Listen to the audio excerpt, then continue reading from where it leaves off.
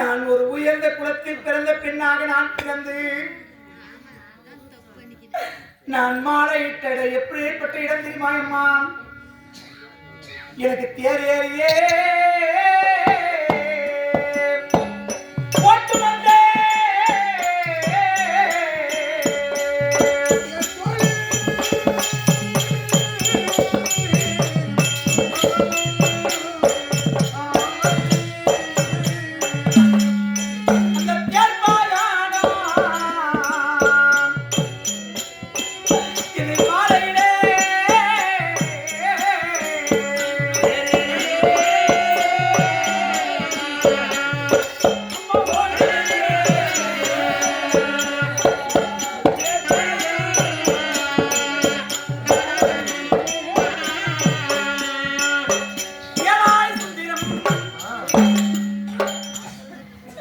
நான் ஒரு அரசுடைய குமார்த்தியாக நான் பிறந்து என்னுடைய தந்தையார் ஒரு அரசர். நான் உயர்ந்த குலத்தில் பிறந்த பெண். நான் ஆனாலும் நம் மாலையிட்டிடம் எங்களுக்கு நிகரானவரை நான் திருமணம் செய்ய கிடையாது. கேவலம் தேரோட்டக்கூடிய தேர்ப்பாகன் அவரை திருமணம் செய்த பிறகு நானும் ஏற்பாகனுடைய மனைவியாகிவிட்டேன். இதுக்கெல்லாம் காரணம் சுந்தரம் எனக்கு ஆறா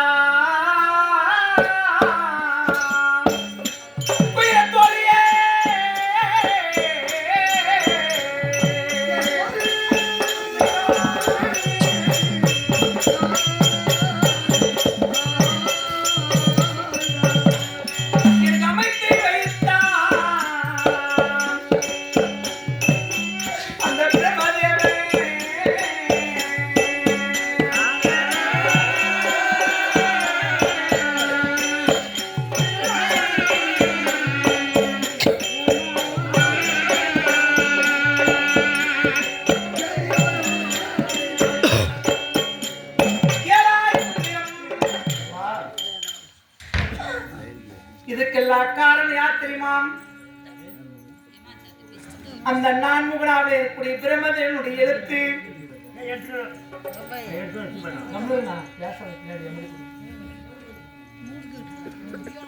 அந்த பிரம்மதேவனுடைய எழுத்தின் பிரகாரம் என் தலையில் சிவனும் செத்து விட்டான் என்ற பழமொழி பிரகாரம் சில நாட்கள் கணவரை நான் பிரிந்து வாழ வேண்டும், சில நாட்கள் கணவரோடு சுற்று வாழ வேண்டும் என்று அந்த பிரம்மதேவனுடைய எழுத்து. ஆனா எனக்கு இந்த நிலை யாருக்கு காரணம்? நான் ஒரு உயர்ந்த குலத்தில் பிறந்தவரை நான் திருமணம் செய்திருந்தால் எனக்கு இந்த நிலை ஏற்பட்டிருக்காது. நான் அவரை பிரிந்து நான் சென்றிருக்க மாட்டேன். அவரோடு நான் வாழ்ந்து வளம் கண்டிருப்பேன். என் வாழ்க்கை நான் சுபட்சத்தில் பெற்றிருந்திருப்பேன். நான் சுபட்சத்தோடு வாழ்ந்திருப்பேன். நான் வாழ வெட்டியா நான் வாழ்ந்திருக்க மாட்டேன். இப்படியேப்பட்ட ஒரு நிலை ஏற்பட்டு விட்டது.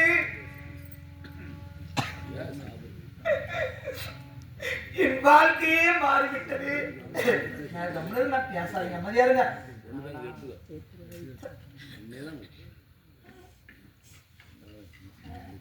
என் வாழ்க்கை மாறிவிட்டது. என்னதான் எத்தனை இருந்தாலும் ஒரு பெண் தனியா வாழ முடியாது. கணவர் பிரிந்து வாழ்ந்தால் இவ தனியா இருக்கிறாளே அப்படி என்று கேவலமாக பேசுவாங்களே தவிர உயர்த்தி பேச மாட்டாரு. அம்மா, எத்தனைதான் இருந்தாலும் ஒரு ஆண்மகன் தனிமையா வாழ்ந்து விடலாம். எவ்வளவுதான் இருந்தாலும் ஒரு ஆண்மகன் தனியா வாழ்ந்துடலாம். ஆனா பெண் பொருளாக வாழவே முடியாது. எத்தனை குற்றம் சொல்வார்கள். என்ன தவறு செய்தாலோ கணவனிடத்தில் குலத்தில் வாழாமல் வாழா வெட்டியா வந்து வாழ்றாள் என்று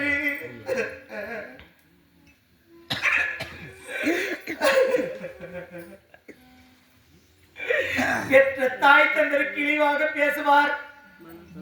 மின் பிரிவில் என்ன பாவம் செஞ்சாங்களோ இப்பிரிவில் பற்றிய மகளை இப்படியேப்பட்டு வாழ வெட்டியா வந்து வாழ்றாளே என்று சொல்லி கேவலமாக பேசுவார். ஆனா அந்த நிலைக்கு நான் தள்ளப்பட்டு விட்டேன். இதெல்லாம் துடைக்க வேண்டும் என்றால் எனக்கு தீரா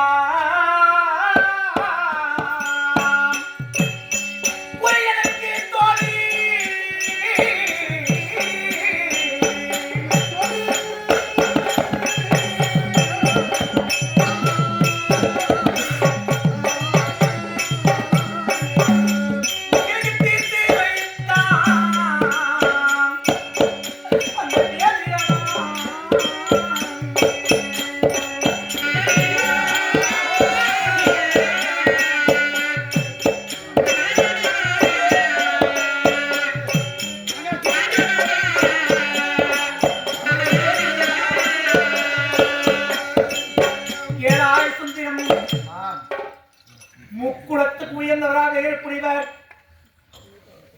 வேதியர். அந்த வேதியர் இடத்தில் சென்று, சாமி நாங்கள் ஒரு நற்காரியம் செய்வோம் சாமி, நீங்கள் ஆரிடத்தை எடுத்து பாருங்கள், நாங்கள் செய்யக்கூடிய நற்காரியம் நல்லதாய் இருக்கிறதா இல்ல தீயதா இருக்கிறதா என்று அந்த வேதியிடத்தில் ஆரிடம் பார்க்கக்கூடிய நேரத்தில் அந்த வேதியை பார்த்து, நீங்க நற்காரியம் செய்யக்கூடியது நல்லதா இருக்கிறது, நீங்க நல்லது செய்யலாம், நீங்கள் அந்த நற்காரியம் செய்ய வேண்டாம் என்று சொன்னால் நாங்கள் செய்வது கிடையாது. அதை போல் இந்த இடத்திற்கு வந்திருக்கூடிய காரணம் என்ன தெரியுமா? எனக்கு ஏதோ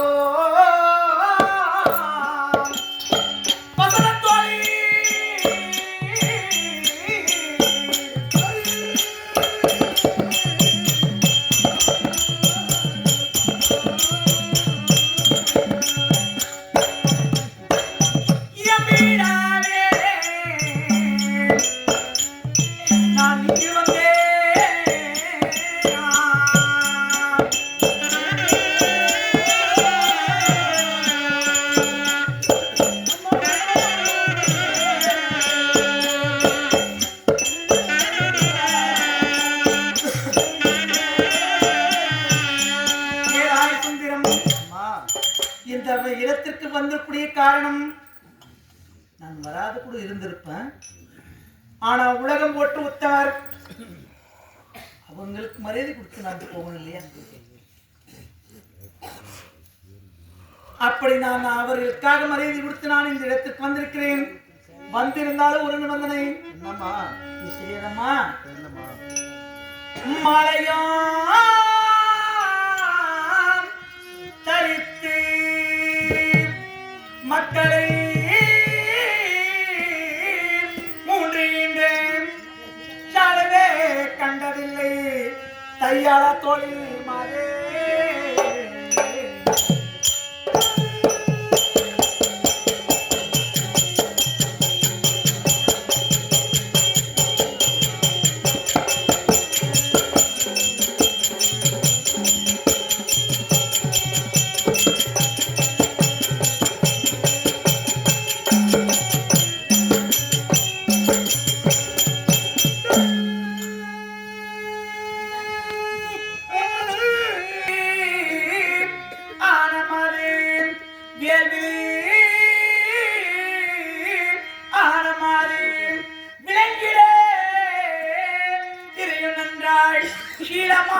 போட வேண்டும் எப்புவய தொழில் மாதே.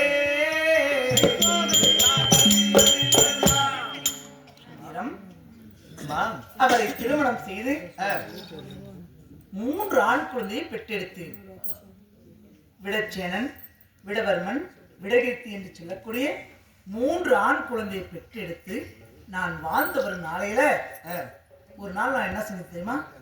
ஆத்தங்கரை குளிச்சுட்டு வரலாம் நான் போனேன். அப்போ போகும்போது என்னை போன்ற பெண்கள் அரசுடைய மனைவிமார்கள் அரசு உயர்ந்த குலத்தில் பிறந்த பெண்கள்லாம் ஆத்துல எல்லாம் குளிச்சுட்டு இருந்தாங்க. அப்ப குளிக்கும் போது என்னை பார்த்ததுமே சொல்றாங்க, ராதை என்னுடைய மருமகள் வருகிறாள், ஆட்சி என்னுடைய மனைவி வருகிறாள், கீழ்ஜாதியனுடைய மனைவி வருகிறாள், நாம் இந்த இடத்தில் குளிக்க கூடாது, நம்ம அப்புறமா போலான்னு சொல்லி என்னை பார்த்ததுமே கேவலமா சொல்றாங்க.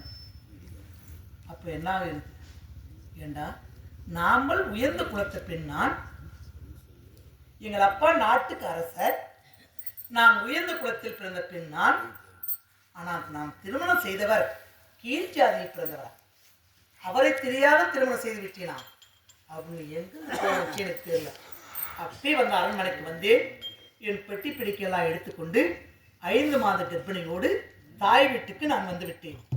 அன்னைக்கு இந்த ஆள் முகத்தை நான் பார்த்துட்டு திடீர்னு பார்த்தேன்னா என்ன ஆகும்? ரொம்ப நாள் பேசாது திடீர்னு பேசினா என்ன ஆகும்? முறைப்பாடு. அந்த மாதிரி முறைப்பாடு தாங்க. எனக்கு எதுவும் வரக்கூடாது. ஆசமா அந்த ஆளுக்கு வந்து இங்கேயும் எக்கடு கட்டு போட்டோம். எனக்கு எதுவும் வரக்கூடாது. சுந்தரம் திரை வழக்கம். அப்புறத்தில் அவரும் இப்புறத்தில் நானும் எதற்காக வர சொன்னார், என்ன வென்று விவரத்தை சொல்லி திரை போட சொல்லி